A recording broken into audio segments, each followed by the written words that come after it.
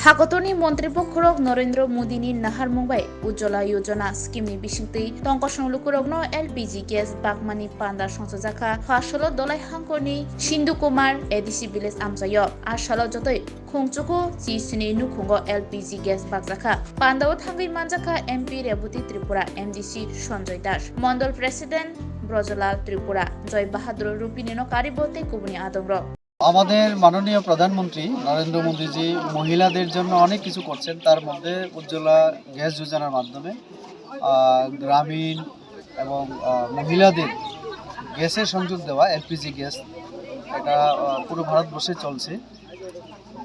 10 কোটি ভারতীয় মহিলা আজকে এই স্কিমের আওতায় সুবিধা পাচ্ছেন। আজকে আমরা লংতরাই ভ্যালি সাব ডিভিশনের সিন্ধু কুমার এই ঋষি ভিলেজে আমরা এরকমই একটা অনুষ্ঠানে আমরা আছি। এখানে এই এলাকার গরিব মহিলাদের 97 পরিবারের 97 জন মহিলার হাতে আমরা আজকে এলপিজি গ্যাসের সিলিন্ডার, তারপরে স্টোভ, মানে পুরো সেট আমরা তুলে দিয়েছি। তো এতে মহিলাদের, যেটা আমাদের মাননীয় প্রধানমন্ত্রীর বক্তব্য, যে রোগ শোক থেকে বাঁচা আর অনেক কিছু সাশ্রয়, আজকে ওনারা এই উপকৃত হবে। দিতে চাই, আমি পরশুদিন ছিলাম বিলুনিয়াতে। দক্ষিণ জেলায় যত সিপিআইএম এবং কংগ্রেসের যত যুব নেতৃত্ব, পুরানো নেতৃত্ব আমাদের বিলুনিয়া জেলা পার্টি কার্যালয়ে যোগদান করে। গতকাল ছিলাম আমরা কল্যাণপুর খোয়াইয়ে, সেখানে 775 ভোটার মথা থেকে এবং সিপিএম থেকে যোগদান হয়। আজকে লংতরাই ভ্যালিতে এই অনুষ্ঠানের পরে আমার একটা অনুষ্ঠান আছে করাতি সারায়, সেখানেও অনেক যোগদান করবে। সংখ্যা সেখানে গেলে বোঝা যাবে। তো প্রত্যেক দিন এইভাবে শত শত মানুষ আমাদের দলে যোগদান করছে। এই যে যোগদান, এটা প্রমাণ করে যে নরেন্দ্র মোদীজি ভারতবর্ষে যেভাবে 10 বছরের সেবা করেছেন ভারতবর্ষকে, যেভাবে মহিলাদের, গরিব মানুষের, জনজাতিদের, এসসি ওবিসি সব সম্প্রদায়ের, মাইনরিটির আজকে কাজ করছেন তাদের কল্যাণের জন্য, এই সমস্ত কাজ দেখে জনগণ আরও বেশি করে বিজেপির উপরে ভরসা রাখতে শুরু করেছে। তার জন্যই নরেন্দ্র মোদীজি আরেকটা আপিল করেছেন যে আগামীতে যাতে 370 পার হয় আমাদের এককভাবে বিজেপি, এবং 400 পার আমাদের এলএস দিয়ে। তো মানুষের যেভাবে সারা, যেভাবে সব জায়গায় আমরা পাচ্ছি, শুধু ত্রিপুরা রাজ্যে না, ভারতবর্ষের বিভিন্ন জায়গায় অনেক সেই কংগ্রেসের সঙ্গে যারা ছিলেন তারা তাদের সঙ্গ ত্যাগ করে আমাদের বিজেপি দলে সামিল হচ্ছেন।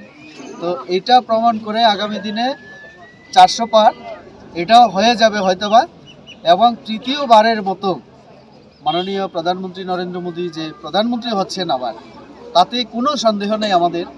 এবং শুধু আমাদের ভারতীয়দের না, বিদেশি রাষ্ট্রগুলি ওনাকে সেপ্টেম্বর, অক্টোবর, নভেম্বর পর্যন্ত নিমন্ত্রণ করে রেখেছেন, 2024-এর অক্টোবর নভেম্বর পর্যন্ত। তার মানে এটাই প্রমাণ করে বিদেশি রাষ্ট্রগুলি তারা বুঝতে পেরেছে নরেন্দ্র মোদী আবার এপ্রিলে আবার ক্ষমতায় আসছেন, তো ওনাকে প্রধানমন্ত্রী হিসেবে পাবেন। তার জন্য একেবারে অক্টোবর, নভেম্বর, ডিসেম্বর পর্যন্ত নিমন্ত্রণ পাঠাচ্ছেন ওনাকে। পার্টি কাজ দেখে আমরা কাজে নিরিখে দ্বিতীয়বার সরকারে এসেছি এই রাজ্যে ডক্টর মানিক সাহার নেতৃত্বে। আমরা 2 সাংসদ, আমরা রাজ্যের সমস্যা, রাজ্যের বিভিন্ন দাবি এগুলি তুলে ধরার চেষ্টা করেছি।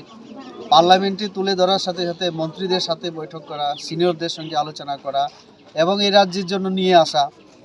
যে লংতরাই ভ্যালিতে দাঁড়িয়ে আছি, এখানে যে হাইওয়ে আমরা পেয়েছি মনু টু সিমলুং, আমার পার্লামেন্টে দাঁড়িয়ে কথা বলা, লিখিত আকারে আবার নীতিন গডকরিজিকে, এরকম অনেক সমস্যার সমাধান আমার প্রধানমন্ত্রীর কারণে, আমাদের মাননীয় মুখ্যমন্ত্রীর চেষ্টায় আমরা সবাই মিলে আমরা অনেকটা করতে পেরেছি।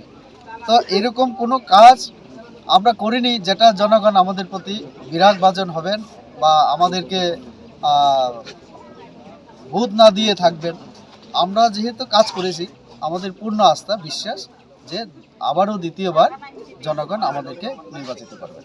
হয়নি না প্রধানমন্ত্রী না অমিত শাহজি, আনুষ্ঠানিকতা আমরা দেখি না, তাদের কর্মীদের মাধ্যমেই প্রচার হচ্ছে যে দিল্লিতে আছে 10 দিন যাবৎ, এবং তার প্রমাণও আমাদের কাছে আছে।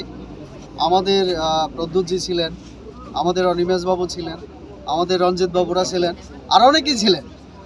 ত্রিপুরা ভবনে কেউ কেউ হোটেলে, বড় বড় হোটেলে অনেকেই আছেন। তো এই সত্যতা, এই প্রমাণ আছে আমাদের কাছে। কিন্তু তারা যে ত্রিপুরার মথা কর্মীদেরকে বলে আমরা অমিত শাহের সঙ্গে মিটিংয়ে আমরা যাচ্ছি বা মিটিং হয়েছে, তার কোনো সত্যতা নেই। কেননা প্রদ্যুৎজি একসময় বলেছিলেন উনি যাই করবেন পাবলিকের সামনে করবেন, খোলামেলা করবেন। কিন্তু আমার প্রশ্ন হচ্ছে, এখন উনি গোপনে কেন যান অমিত শাহের সঙ্গে দেখা করতে? কেন একা যান বা এক দুইজন কেন যান? কেন বাকিদেরকে নিয়ে যায় না? এটা এখন সাধারণ কর্মীদেরই প্রশ্ন, মথা কর্মীদেরই প্রশ্ন।